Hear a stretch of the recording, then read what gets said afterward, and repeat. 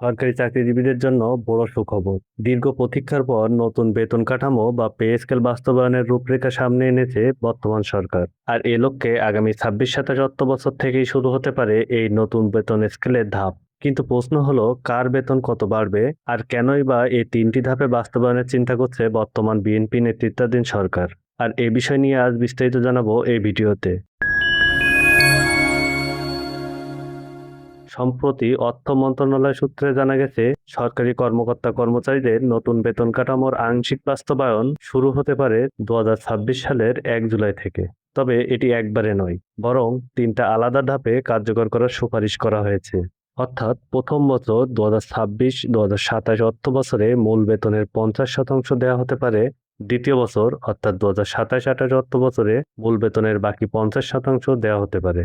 আর তৃতীয় বছর অর্থাৎ 2028-29 অর্থ বছরে মূল বেতনের সাথে যোগ হবে অন্যান্য ভাতাদি।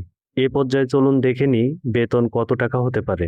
সুপারিশ অনুযায়ী দেখা যাচ্ছে, সর্বনিম্ন মূল বেতন বর্তমানে যা রয়েছে 8,250 টাকা, তা বেড়ে দাঁড়াচ্ছে 20,000 টাকা এবং বর্তমানে সর্বোচ্চ মূল বেতন 78,000 টাকা থেকে বাড়িয়ে 1,60,000 টাকা করার পরিকল্পনা রয়েছে বর্তমান পে স্কেলে।